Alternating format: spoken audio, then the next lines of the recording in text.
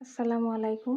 সবাই কেমন আছেন? আজকে আমি আপনাদের সাথে ৪৭তম বিসিএস প্রিলি ৯০ দিনের রুটিনের ১৩তম দিনের রুটিনটা শেয়ার করব। তো এবং তারপরে আমি টেন্স কিভাবে পড়তেছি সেটাও আপনাদের সাথে শেয়ার করব। তো চলেন আগে রুটিনটা দেখি, দেন আমরা এটা দেখব।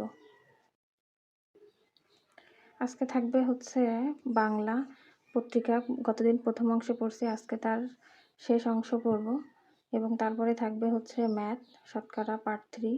এরপরে থাকবে হচ্ছে ইংলিশ টেন্স পার্ট 2।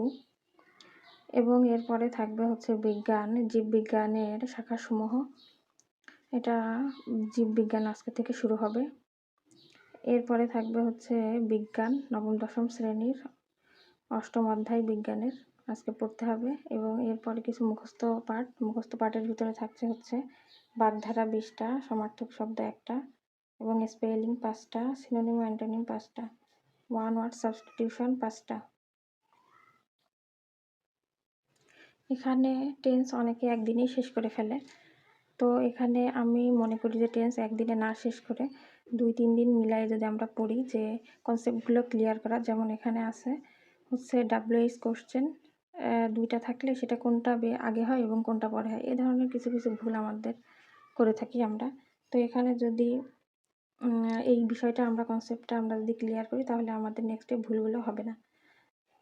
তো এইভাবে যদি আমরা গুছাই পরবর্তীতেও পড়তে পারি তাহলে আমাদের কোনো কিছুই আর বাদ থাকতেছে না।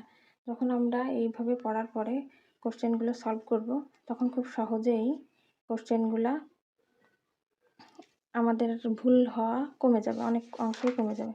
যেমন এখানে কোথায় বিন হবে, কোথায় হচ্ছে গণ হবে, কোথায় বিন হবে, কোথায় গণ হবে, এই বিষয়গুলো আমাদের ভুল হয়। এবং হচ্ছে কোনটা কন্টিনিউয়াস টেন্সে হয়, কোনটা কন্টিনিউয়াস টেন্সে হয় না, এই ব্যাপারগুলো অনেক থাকে। তো 2-3 দিন সময় নিয়ে পড়লে এই বিষয়গুলো আস্তে আস্তে ক্লিয়ার করা সম্ভব। এবং হচ্ছে যদি আমরা